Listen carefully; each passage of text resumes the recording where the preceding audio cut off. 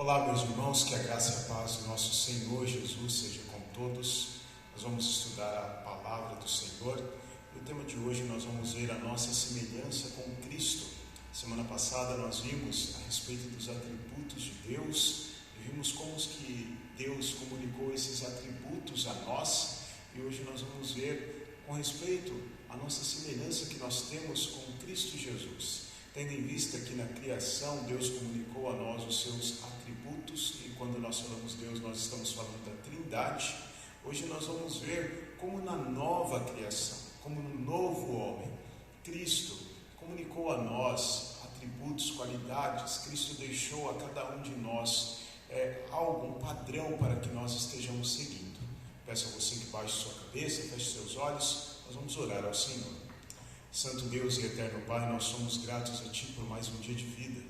Agradecemos ao Senhor pela oportunidade, ó Deus, de estudar a Tua Palavra. E pedimos a Ti, ó Deus, que o Senhor nos abençoe e guarde, que o Seu Santo Espírito ilumine as nossas mentes e nos dirija, ó Deus. É a oração que fazemos no nome de Cristo Jesus. Amém, Senhor. Bem, meus irmãos, nossa semelhança com Cristo é o nosso estudo de hoje. Esse é o tema do nosso estudo. Nossa semelhança com Cristo. Então, nossa semelhança com Cristo, ela é a vontade de Deus para as nossas vidas, ou a vontade de Deus para a nossa vida é que nós sejamos semelhantes a Cristo. John Stott, no seu livro Discípulo Radical, ele vai dizer o seguinte: Deus quer que o seu povo se torne como Cristo, pois semelhança com Ele, com Cristo, é a vontade de Deus para o povo de Deus. Segundo John Stott, a vontade de Deus para nós, seus filhos, seu povo, é que nós estejamos cada vez mais parecidos com Jesus Cristo, que seja formado em nós cada vez mais um pequeno Cristo, assim ele se desenvolva cada vez mais, e cada vez mais nós sejamos semelhantes a Ele. Mas qual é a base bíblica para essa afirmação de John Stott? Qual é a base bíblica que nós temos para dizer assim: realmente a vontade de Deus para seu povo, para seus filhos, é que eles sejam semelhantes a Cristo Jesus? Pois bem, meus irmãos, a base bíblica que nós temos é a seguinte: Romanos capítulo 8, verso de número 29, o apóstolo Paulo vai dizer: porquanto aos que de antemão conheceu, também os predestinou para serem conformes à imagem de seu Filho, a fim de que ele seja o primogênito entre muitos irmãos. Então Paulo está dizendo aqui que aqueles que Deus conheceu, aqueles que ele predestinou, ele os predestinou para serem conformes à imagem do seu Filho. Então, dentro do plano de Deus, plano de salvação do Senhor, aquele plano que Ele, por meio do seu Filho, na obra do Espírito Santo, Ele está exercendo na vida dos homens, Ele predestinou, ou seja, antecipadamente Ele já decretou, Ele já disse como seria, que estes seriam a imagem de seu Filho. E aqui para nós é muito importante nós pensarmos a respeito disso, nós escrutinarmos a respeito desta expressão: predestinou para serem conformes à imagem do seu Filho, a fim de que ele seja o primogênito entre muitos irmãos. Nós somos filhos de Deus, irmãos de Cristo, mas nós não apenas somos filhos por declaração, mas o que o apóstolo Paulo está dizendo aqui é que nós, como filhos de Deus, como irmãos menores de Jesus Cristo, embora sendo adotados por Cristo Jesus, Deus nos predestinou para termos a imagem do seu Filho em nós, para sermos iguais a Ele, para termos as características e o procedimento que é próprio do seu Filho unigênito, Jesus Cristo. Ou seja, antes da fundação do mundo, Deus já tinha decretado que nós, ao sermos salvos por Cristo Jesus, nós também desenvolveríamos as características que também são encontradas nele, aquelas características que ele, Jesus Cristo, nos comunicou. Nós, sendo irmãos dele, filhos de Deus, salvos por Cristo, temos características que Deus mesmo quer que nós desenvolvamos como filhos de Deus, como irmãos de Cristo Jesus. E o apóstolo Paulo, na segunda carta aos Coríntios, capítulo 3, verso 18, vai dizer: e todos nós, com o rosto desvendado, contemplando como por espelho a glória do Senhor, somos transformados de glória em glória na sua própria imagem, como pelo Senhor, o Espírito. Então, o que Paulo está dizendo aqui? O que significa esse rosto desvendado? A ideia aqui é uma ideia característica do Antigo Testamento e dos escritos de Paulo. Paulo que, ao se encontrar com Jesus Cristo no caminho para Damasco, ele teve como que escamas cobrindo os seus olhos, para demonstrar a sua cegueira. Jesus Cristo fala a respeito da cegueira dos fariseus. Paulo estava cego. Ele era um dos cegos que estava guiando outros cegos. Então, ao cair das escamas, ele conseguiu contemplar a glória de Deus. Ele conseguiu contemplar o plano de Deus. Então, desvendar é como se estivesse descortinando, como se estivesse tirando escamas dos olhos ou um véu do rosto. Se você se lembrar que Moisés contemplou a glória de Deus e o rosto dele era iluminado e ele não viu totalmente Deus. Ele não viu toda a glória de Deus. E quando essa glória foi esvaindo, ele cobriu o seu rosto para que as pessoas não percebessem que aquele vício, aquele vigor, aquilo que demonstrava que Moisés tivera tido um encontro mais íntimo com Deus, estava se esvaindo. Ele cobriu o seu rosto. Aqui Paulo fala o contrário, desvendando, com o rosto desvendado, com o rosto sem nenhuma cobertura, contemplando por espelho. E aqui a ideia que Paulo diz é: nós estamos com o rosto desvendado, porém nós contemplamos como que por espelho. Se você pensar no espelho dos nossos dias, você vai ter uma ideia errada desse texto aqui, porque os espelhos dos nossos dias, eles dão uma noção muito nítida das nossas perfeições e imperfeições. Você consegue enxergar o seu envelhecimento através do espelho. Ontem, cortando o meu cabelo, nosso irmão Alex estava cortando o meu cabelo e disse: olha, pastor, o senhor está com muitos cabelos brancos, né? E eu confirmei, falei: sim, é verdade, Alex. E de frente para o espelho pude ver nitidamente a quantidade de fios de cabelo branco, de cabelos brancos que tem aumentado na minha cabeça. O espelho dá para você ver nitidamente tudo quanto está na sua face, em você. Mas o espelho do período de Paulo era algo feito de bronze polido, de metal polido. Então este bronze polido, ele não era plano como o espelho de hoje. Ele não era perfeito, que demonstrava perfeitamente as feições da pessoa. Quando Paulo fala aqui, contemplando por espelho a glória do Senhor, é aquela ideia de que Moisés, ele não pôde ver Deus, que ele queria ver Deus, mas Deus falou: olha, quando eu estiver saindo, no finzinho você olha e você verá a minha glória. Nós não conseguimos enxergar totalmente a glória do Senhor. Nós vemos como que através de espelho, ou seja, de uma forma não totalmente nítida para nós. É isso que o apóstolo Paulo quer dizer aqui. Mas nós somos transformados de glória em glória na sua própria imagem, como pelo Senhor, o Espírito. Ou seja, o Espírito Santo trabalhando em nós. A cada dia, a cada momento, nós somos aperfeiçoados. Por isso que o apóstolo Paulo vai dizer: aquele que começou a boa obra em vós, há de completá-la até o dia de Cristo Jesus. Nós somos salvos em Cristo, mas estamos passando por um processo onde cada vez mais nós somos trabalhados para nos assemelharmos ao nosso Salvador. Mas continuando aqui, 1 de João, capítulo 3, verso de número 2, João vai dizer: amados, agora somos filhos de Deus e ainda não se manifestou o que haveremos de ser. Sabemos que quando Ele se manifestar, seremos semelhantes a Ele, porque haveremos de vê-lo como Ele é. Veja, o apóstolo Paulo diz que nós vemos a glória do Senhor como que através de um espelho. Ou seja, não é muito nítido, mas nós estamos sendo transformados a cada dia. E agora o apóstolo João diz que nós ainda não somos o que devemos ser. Ainda não foi manifesto em nós o que devemos ser. Mas nós seremos semelhantes a Ele, porque nós haveremos de vê-lo como Ele o é.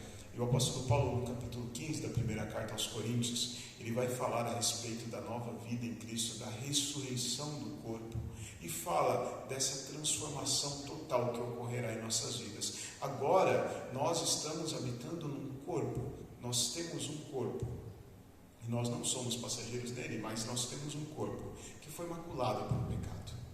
O bem que nós não queremos fazer, muitas vezes não. O bem que nós queremos fazer, muitas vezes nós não fazemos, mas o mal que nós não queremos, esse sim, o fazemos. Nós lutamos contra a nossa carne. Mas um dia nós nos desvencilharemos, nós deixaremos toda a mácula, será tirada de nós toda a mácula, todo o peso do pecado. E então nós poderemos servir a Cristo com a totalidade do nosso ser, sem os impedimentos desta vida maculada pelo pecado. Então, observe que nós seremos semelhantes a Ele, porque haveremos de vê-lo como Ele é. Eu quero que você entenda aqui que o texto não está dizendo que nós seremos deuses juntamente com Cristo, nós reinaremos com Ele, mas como criaturas do Senhor, nós somos considerados justos, nós somos adotados como filhos, e nós seremos semelhantes a Ele. Nós não seremos deuses como Ele o é, porque há características, atributos próprios de Deus, e isso não pode ser transferido para um homem, para que ele seja um semideus, ou um Deus diminuto, menor. Não. O homem será semelhante a Cristo, porque Deus dará glória, honra a esse homem, que se assemelha àquilo que Cristo tem. Teremos um corpo glorificado, como o de Cristo. Seremos santos, perfeitos, como Cristo é. Teremos a eternidade, mas não como a eternidade de Deus. Lembre-se da aula dos atributos de Deus. Temos a eternidade, mas não somos eternos como Deus é, porque Ele sempre foi, e nós temos um princípio, nós temos um começo. Deus não tem começo nem fim. Ele é o alfa, Ele é o ômega, nele todas as coisas se residem. Ele é eterno e há características próprias de Cristo, próprias do nosso Deus. Mas em que nós somos então semelhantes a Cristo? Bem, nós somos semelhantes a Cristo em sua encarnação.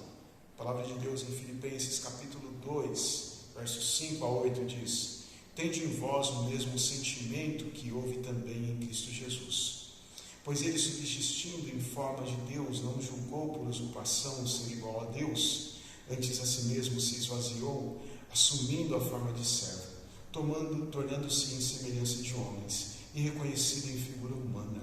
A si mesmo se humilhou, tornando-se obediente até a morte, e morte de cruz.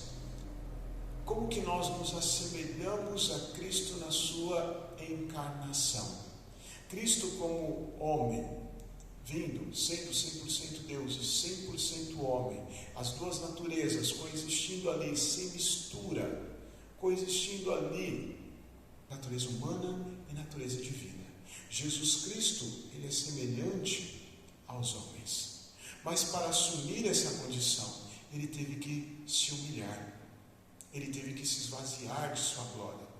Ele não deixou de ser Deus, Ele não abdicou do seu poder divino, Ele não abdicou de tudo quanto o faz Deus, tudo quanto o caracteriza como Deus, mas Ele se humilhou ao assumir a forma de criatura, ao se esvaziar da sua glória, a chamada kenosis, abdicar de toda a glória, toda a honra dele como Deus e vir habitar como um de nós. Você já parou para pensar nisso, meu irmão?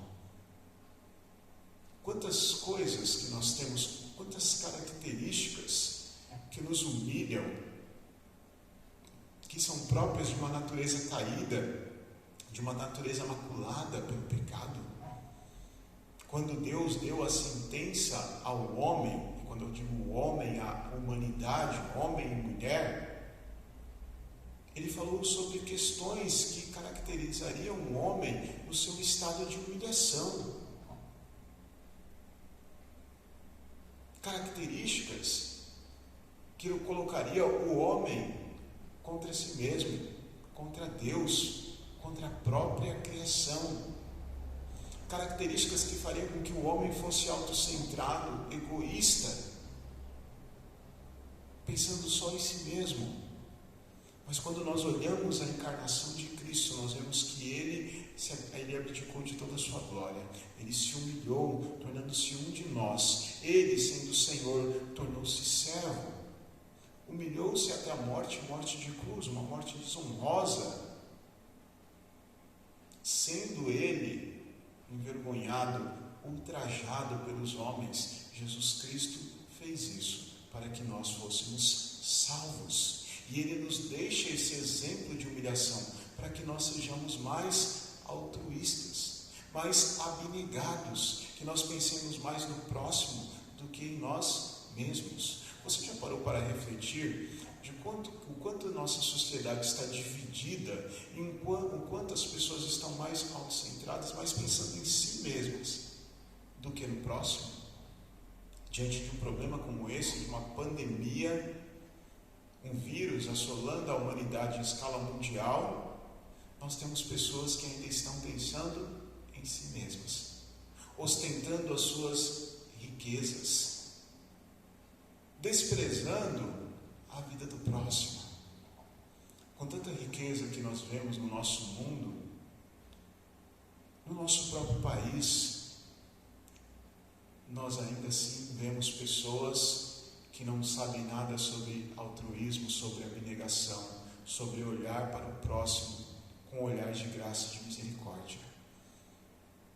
O Deus conosco, Emmanuel, o Filho de Deus, Ele se humilhou, assumindo uma forma como a nossa, semelhante a nós. Ele teve fome, Ele teve sede, Ele precisou ser cuidado por sua mãe Maria, embalado por ela. Jesus Cristo, quando bebê, Ele precisou ser amparado e cuidado por sua mãe, alimentado por ela. Ele obedecia a seus pais, pecadores e falhos, sendo Ele perfeito. Ele se humilhou. E nós devemos observar na humilhação de Cristo o exemplo para nós seguirmos. Nós, como igreja, devemos olhar para nós mesmos e observar que tudo quanto temos e somos, Deus o quer para abençoar o próximo. Que nós estejamos nos humilhando cada vez mais para viver uma vida abnegada, uma vida que olha para a necessidade do próximo, que olha para a necessidade daquele que tem carência de algo e, podendo, nós estejamos suprindo esta carência. É triste observar que hoje em dia, em nossos dias, as pessoas estão tão desejosas de se satisfazer a si mesmas que até mesmo no seio da família a estrutura ela está sendo maculada. Cônjuges, casais que pensam só em si mesmos, pensam só no benefício que ele obterá com o seu cônjuge. Enquanto o seu cônjuge estiver fazendo ele feliz, estiver suprindo as suas necessidades, ele está ali com aquela pessoa. Mas a partir do momento em que esta pessoa não está mais suprindo as suas necessidades, não está mais satisfazendo os seus anseios, essa pessoa, ela fala, não, eu vou largar do meu cônjuge, porque eu preciso ser feliz. Ontem, aconselhando um casal, conversava com eles a respeito disso, do quanto que as pessoas estão pensando mais em ser feliz e não ver a sua felicidade linkada, atrelada, ligada a cuidar do próximo, a cuidar do seu cônjuge, a cuidar do seu filho. Não, eu preciso cuidar de mim. E nós nos esquecemos que nós, quando cuidamos do outro, Deus é quem cuida de nós. Deus é quem nos enche de alegria e satisfação nessa terra. É É triste observar que as pessoas que vivem uma vida orgulhosa, soberba, pensando só em si mesmas, essas pessoas, elas nunca estão satisfeitas, estão sempre à procura de mais. Por isso que os ricos procuram mais riquezas, porque eles sempre terão um lugar onde gastar as suas riquezas consigo mesmos. Nós devemos olhar o exemplo da encarnação de Cristo e sermos humildes e olharmos mais para fora do que para dentro. Bem, nós devemos buscar a semelhança de Cristo também em nosso serviço, em seu serviço, no serviço de Cristo, observando como que ele viveu e serviu. Ora, se eu, sendo o Senhor e o Mestre, vos lavei os pés, também vós deveis lavar os pés uns dos outros, porque eu vos dei o exemplo, para que, como eu fiz, façais vós também. João 13, 14 e 15. Aqui é Jesus falando aos discípulos, a cena muito importante do ministério de Cristo, que é o lava-pés. Quando você lê o Evangelho de João, Evangelho este que é um dos melhores livros para você iniciar a sua leitura, o seu ingresso na leitura da Palavra de Deus. Muitas pessoas, elas preferem estudar a Palavra de Deus começando pelo livro de Apocalipse, e aí ficam perdidas e não entendem nada. Eu lembro de um professor falando que ele deu uma Bíblia a um jovem que não era cristão, e depois de um tempo perguntou a esse jovem se ele tinha lido a Bíblia. Ele falou que leu. Perguntou: e o que você achou? Ele falou: gostei muito daquela história, aquela ficção que tem no final. Qual que era a ficção que ele viu que tem no final? O livro de Apocalipse. Ele leu o livro de Apocalipse como uma ficção, uma história extraordinária. Realmente é uma história extraordinária, mas real. Fala da nossa vida, fala de como seremos. E quando você lê a Bíblia, não embora chame muita atenção, não é bom que você comece pelo livro do Apocalipse, que é o fim de todas as coisas, está falando sobre o fim. Mas você leia o Evangelho de João, que fala do início, que fala de Jesus Cristo sendo Deus, que se humilhou, que veio viver como um de nós. Não é à toa que João começa o seu Evangelho dizendo: no princípio era o Verbo estava com Deus, o Verbo era Deus, e o Verbo é Jesus Cristo. Ou seja, João fala a respeito de Cristo como Filho de Deus, como Deus encarnado, como o autor da criação lá no início. E então, mostrando toda a grandeza e glória de Jesus Cristo, João registra um momento onde Deus, o Senhor, se coloca como servo. E não como servo do Pai, como ele mesmo disse ser e o era, mas como servo também dos seus discípulos. A função de lavar os pés do Senhor era dado ao servo, ao escravo doméstico, mais insignificante. Imagina você passando o dia inteiro andando nas ruas de sandália em estrada de terra. Pense na cor do seu pé quando você chegar em casa. Portanto, era necessário que um servo viesse, desatasse as sandálias do seu senhor, tirasse as sandálias do seu senhor e assim lavasse os pés do seu senhor, tirando toda aquela sujeira, todo aquele barro. Eu não tenho costume de andar de chinelo nas ruas, muito menos de sandália. Mas muitas vezes eu vejo as pessoas andando nas ruas de chinelo, de sandália. Aqui em São Paulo, no centro de São Paulo, lugares que muitas vezes são sujos. E eu fico imaginando a cor do pé daquela pessoa quando chega em casa. A gente tem uma expressão que nós usamos aqui: desce aquele caldo preto, né? Aquela água suja. É gostoso fazer isso, lavar os pés nessa condição? Não é a coisa mais gostosa do mundo, mas é prazeroso ver o seu pé limpo. Agora, se você tivesse alguém na sua casa só para exercer essa função, de lavar os seus pés, pois bem, havia uma pessoa que fazia isso. E quando os discípulos entram para juntos com o Senhor, estarem ali dentro de um local, Jesus vai e lava os pés de cada um dos discípulos. Não é à toa que Pedro, ele não quer que o Senhor lave os seus pés, porque reconhecendo a grandeza de Jesus Cristo, o poder de Cristo como Deus, Pedro não quer que tal coisa seja feita, mas Pedro não entende que aquela postura dele era uma postura de orgulho.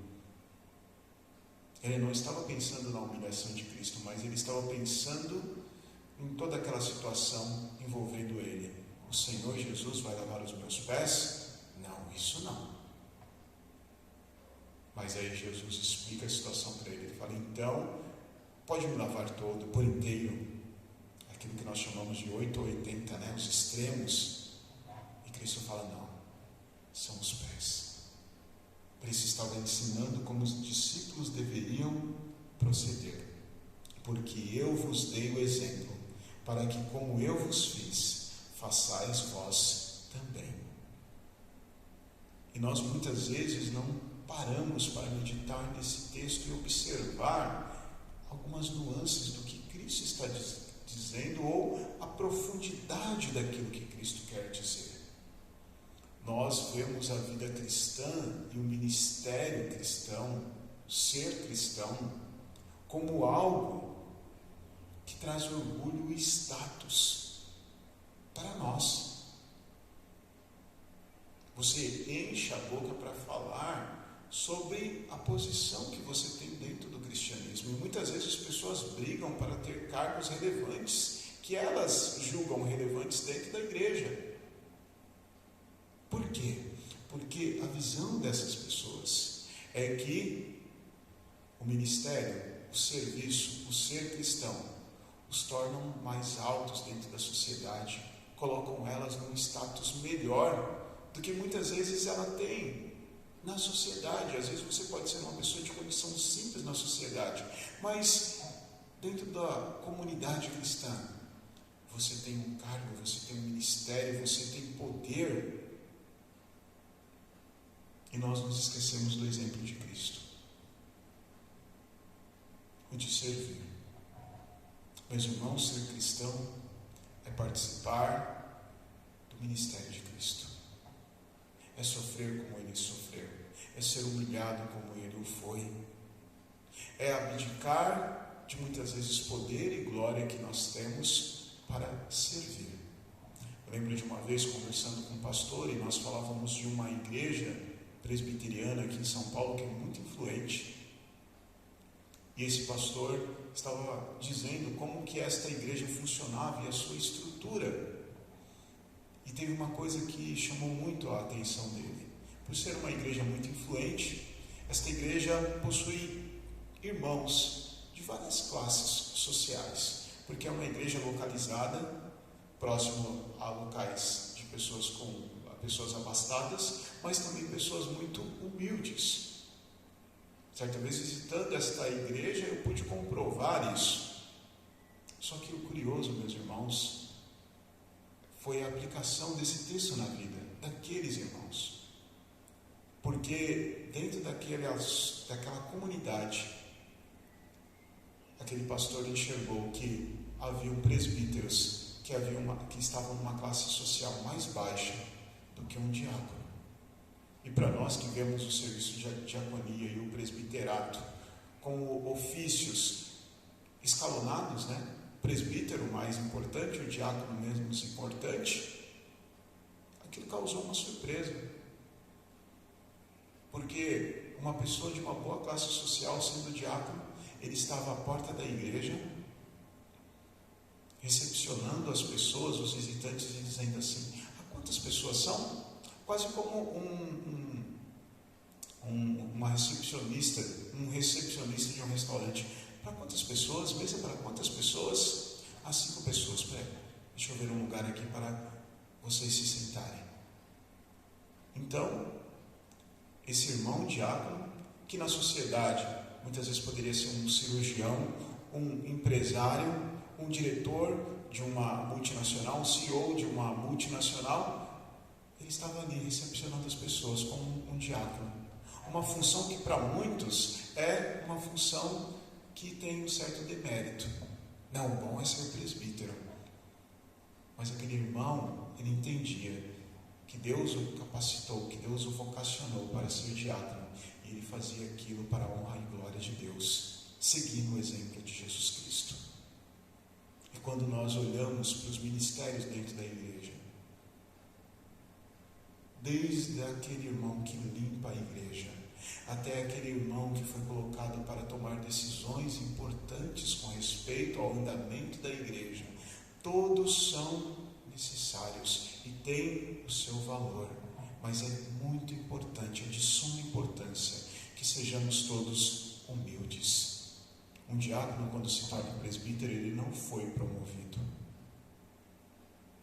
O que nós entendemos é que a igreja está observando que ele tem um ofício diferente daquele que ele está exercendo. Há presbíteros que têm características de diáconos e deveriam ser diáconos, porque esse é o ofício que Deus deu a ele. Mas há aqueles que são diáconos, que exercem o papel de presbíteros, embora sendo diáconos, e na verdade o ofício deles é o diaconato. Mas não há demérito nem vergonha alguma, porque todos nós somos chamados para servir. E quando eu não tenho cargo nenhum na igreja, bem, há alguma coisa errada aí, porque todos nós somos chamados para servir. Mesmo que você não tenha um cargo na igreja, isso não quer dizer que você não sirva e que você não foi chamado para servir. O crente não foi chamado para apenas ficar sentado no banco se alimentando, ele foi chamado para trabalhar, e todos nós temos uma função dentro do reino de Deus. Nós devemos se assemelhar a Cristo em seu amor. Em Efésios capítulo 5, verso 1 e 2, o apóstolo Paulo vai dizer: sede, pois, imitadores de Deus como filhos amados, e andai em amor, como também Cristo nos amou e se entregou a si mesmo por nós, como oferta e sacrifício a Deus em aroma suave.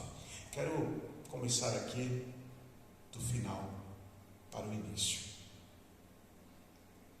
Cristo se entregou por nós, como oferta e sacrifício a Deus em aroma suave. O apóstolo Paulo está falando aqui, remetendo ao sacrifício do Antigo Testamento. Jesus Cristo é o nosso Cordeiro Pascal. Ele se entregou por nós, se sacrificando por nós, como uma oferta, cuja fumaça, o aroma suave chegou até as narinas de Deus. A ideia do Antigo Testamento era que a fumaça do sacrifício, ela cobria o pecador dos olhos de ira de Deus. Jesus Cristo nos cobre. Por isso que Paulo vai dizer: Cristo em mim, a esperança da glória. Ou seja, quando Deus olha para nós, ele vê Cristo em nós. Então Cristo, ele se sacrificou por nós. E o que é pedido de nós é que nós estejamos imitando ao nosso Senhor, como filhos que são amados, andando em amor, da mesma maneira como Cristo amou. E aí você pode se perguntar: mas como que eu devo amar o meu irmão? É curioso isso. As pessoas às vezes dizem: nossa, eu sei que eu tenho que amar, eu sei que eu devo amar, mas como que eu devo amar o meu irmão? Como que você gosta de ser tratado? Você gosta que as pessoas liguem para você para perguntar como você está, como foi o seu dia? Você gosta que as pessoas te parabenizem nas datas festivas, quando você faz aniversário? Você gosta quando alguém te manda uma mensagem e diz: estou orando por você? Quando alguém fala: eu li esse texto, me lembrei de você, estou compartilhando contigo? Você gosta de receber atenção? O que você gosta? Da mesma maneira como você gosta de ser amado e tratado, é a maneira como você deve amar e tratar as outras pessoas. Meus irmãos, não é muito difícil. E eu até me espanto quando uma pessoa faz esse tipo de pergunta.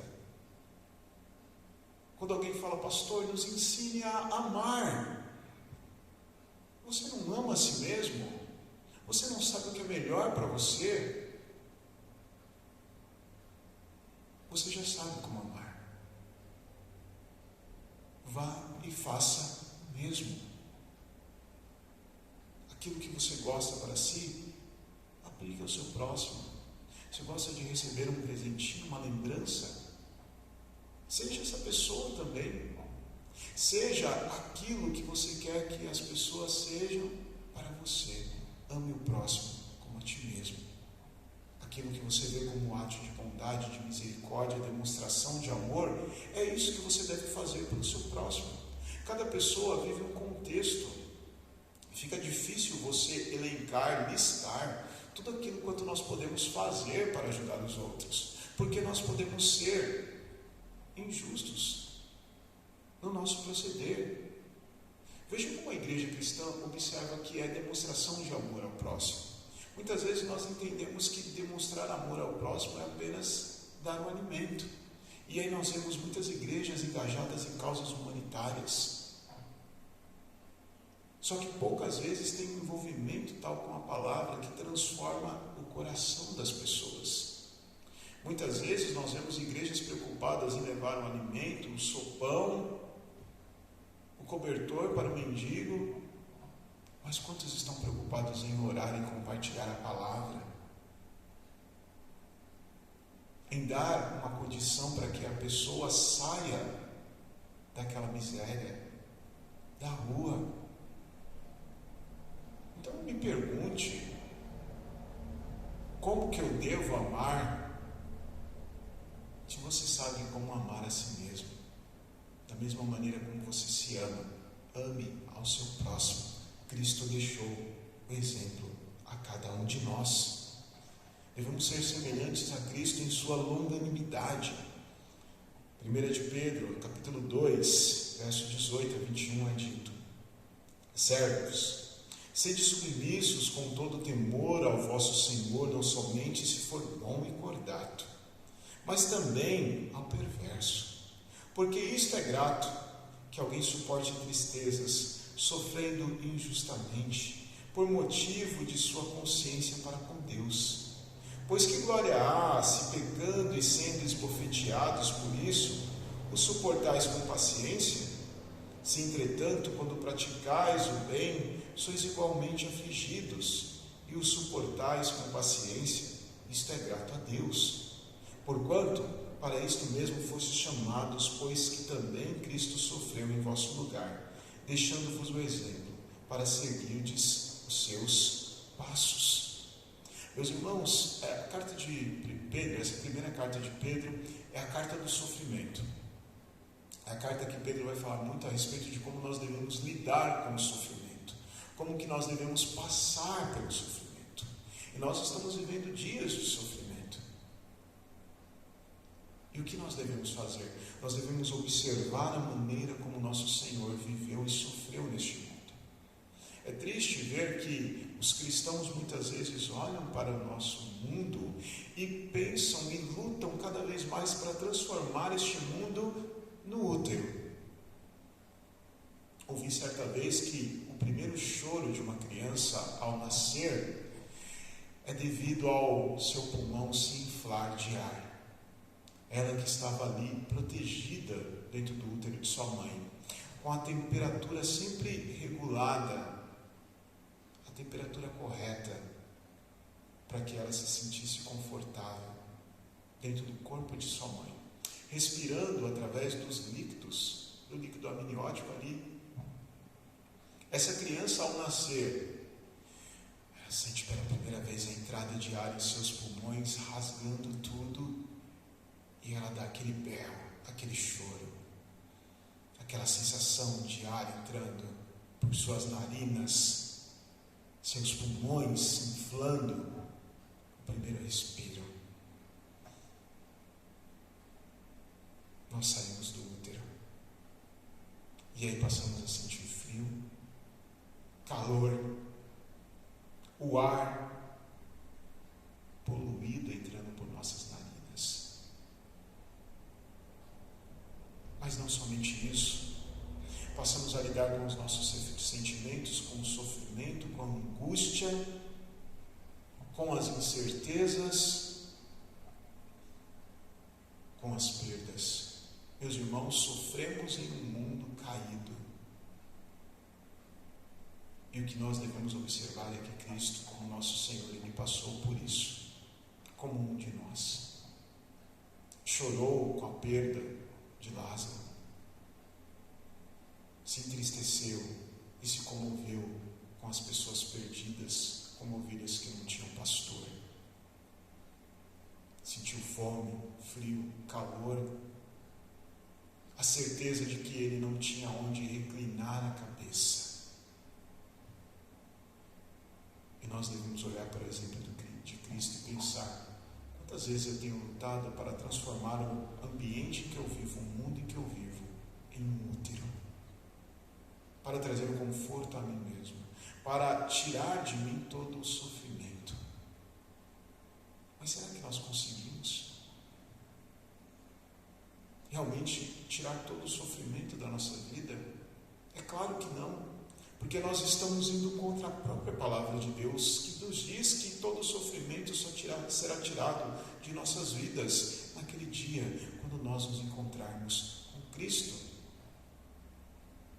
Mas muitas vezes nós lutamos para não sofrermos mais, quando na verdade nós deveríamos lutar para que tudo quanto temos e somos fossem ferramentas na mão do Senhor para alcançar os povos, para alcançar as pessoas, para alcançar os seus objetivos nessa terra.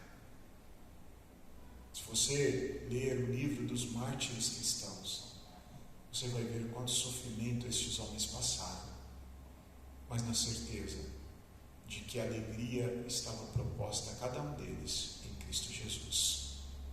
Ele foi o primeiro a sofrer. Nós sofremos com ele, mas também ele foi o primeiro a se alegrar. Nós nos alegraremos com ele. Isaías vai dizer que ele verá o fruto do seu penoso trabalho e se satisfará. Nós devemos ser semelhantes a Cristo em sua missão. João 17:18: assim como tu me enviaste ao mundo, também eu os enviei ao mundo. Em Atos, capítulo 1, nós vamos ver Jesus Cristo falando que os discípulos agora deveriam se espalhar pelo mundo e pregar o Evangelho. É interessante, meus irmãos, observar que se houvesse algum discípulo temeroso que não quisesse pregar o Evangelho, ele não teve condição de ficar escondido dentro da sua casa, porque com a diáspora, com a perseguição dos cristãos, eles se espalharam pelo mundo, pregando o Evangelho de Deus. Nós devemos nos assemelhar ao nosso Senhor em nossa missão. E no capítulo 20, verso 21 e 22, João, ele registra a fala de Jesus Cristo. Disse-lhes, pois, Jesus outra vez: paz seja convosco. Assim como o Pai me enviou, eu envio vós, eu vos envio. E havendo dito isto, soprou sobre eles e disse-lhes: recebei o Espírito Santo. Meus irmãos, nós temos o Espírito Santo habitando em nós. Nós temos toda a condição de pregar o Evangelho. Peça a Deus sabedoria. Peça a Deus para que os versículos bíblicos venham à sua mente da maneira que você precisar, da forma como você precisar, para dizer aos outros a razão da sua fé. É importante você pensar que quando você fala da palavra de Deus, quando você está pregando a palavra de Deus a outra pessoa, aquela pessoa, se não for cristão, de nada adiantará você dizer texto, capítulo e versículo. Porque você acha que ela vai procurar? Alguns sim, mas nem todos. O importante ali naquele momento é você trazer a essência do ensino bíblico. Você falar a respeito de Jesus e do ensino que ele trouxe. Nós fomos enviados a pregar. É por isso que eu creio e defendo: nenhum crente foi chamado para ficar no banco, na reserva. Todos somos jogadores titulares no time de Jesus Cristo. Todos temos a função de pregar o Evangelho, pois fomos enviados pelo nosso Senhor. Concluindo aqui, meus irmãos, 1 de João 2,6. Aquele que diz que permanece nele, esse também deve andar assim como ele andou. Nós somos chamados para viver a semelhança de Cristo. E eu quero que você reflita a respeito de 3 coisas. De tudo quanto nós aprendemos aqui, nós podemos colocar em 3 tópicos. Primeiro, a semelhança com Cristo e o ministério do sofrimento. Como cristãos, nós estamos nessa terra para sofrer muito mais do que os outros. Porque pesa sobre nós ainda a nossa carne, o mundo e Satanás, como disse Martinho Lutero. Nós temos estas coisas contra nós e nós sofremos como pessoas que vimos como por espelho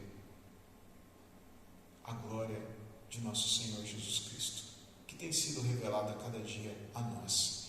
E desejamos ardentemente estar com Ele. Maranata, ora vem, Senhor Jesus. Nós queremos ver mudança, nós queremos ver o céu, um mundo sem pecado, sem sofrimento. Nós temos a eternidade dentro dos nossos corações, mas nós devemos observar que a nossa vida aqui é uma vida de sofrimento e olhar à luz do sofrimento de Cristo, que a recompensa que nós temos é uma recompensa grande, que ela vale todo o sofrimento pelo qual nós passaremos. Semelhança com Cristo e o desafio do evangelismo. Nós devemos observar que vivemos em um tempo difícil de pregar a palavra de Deus, pois cada vez mais as pessoas estão se sentindo confortáveis no mundo em que vivem. Não é difícil você enxergar o quanto que as pessoas estão despreocupadas com a atual situação do mundo. Não somente com a pandemia, mas com a iminência de uma crise econômica. Há muitos que estão fazendo piadas com o preço do arroz, com o preço das coisas que estão cada vez mais aumentando. Essas pessoas não sentem falta de um Salvador, de um Senhor. Elas não têm desespero no seu coração. Lembro-me de uma amiga que disse esta vez que ela namorava um senhor e ela falava para esse senhor de que ele deveria ir para a igreja. Que ele dizia a ela: para que ir para a igreja? A igreja é lugar para incultos, pobres, desesperados. É difícil pregar o evangelho para uma pessoa que pensa assim: eu não sou inculto, eu não sou pobre, muito menos desesperado. É certo que essa pessoa vai ouvir de Jesus Cristo o mesmo que ouviu aqueles irmãos de Laodiceia. Mal sabes que é cego, pobre e nu, que a vergonha da sua nudez está exposta. Uma das dificuldades, meus irmãos, um dos desafios para pregar o evangelho não é só o ostracismo, não é só a inércia da igreja, mas é também a resistência das pessoas. E nós temos que vencer esse desafio como igreja. Nós não somos o clubinho da fé, mas nós somos o time de Cristo, o exército do Senhor, colocado neste mundo para pregar o evangelho do Senhor. Pense o quanto você pode fazer nesses tempos de pandemia em que estamos isolados. Seja criativo na maneira de pregar o evangelho às pessoas. Compartilhe essa ideia, compartilhe Cristo com as pessoas. Semelhança com Cristo e a habitação do Espírito. Meus irmãos, nós temos o Espírito de Deus em nós. Nós não batalhamos sozinhos para que sejamos semelhantes a Cristo. Cristo nos deu do seu Espírito, para que nós, cada vez mais em santificação, nos assemelhemos a Ele, o nosso Senhor. Que você, certo de que na criação recebeu os atributos de Deus, que toda a humanidade recebeu, agora na nova criação, sabedor que você deve se assemelhar cada vez mais a Cristo Jesus. Peça sabedoria a Deus.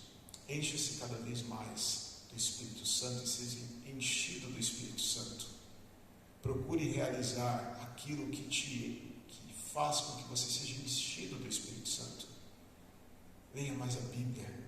Cante mais hinos que exaltem a grandeza de Deus e não a grandeza do homem. Compartilhe mais a palavra com seus irmãos e seja enchido do Espírito Santo e cada vez mais se assemelhe a Cristo Jesus. Que o nosso Deus nos ajude, meus irmãos, nesta caminhada, que não é só sua, mas também é minha. Que Ele assim nos guarde para aquele grande dia em que nós nos encontraremos com Ele. Que o Senhor o abençoe ricamente. Abençoe o seu dia. No nome de Cristo Jesus. Amém.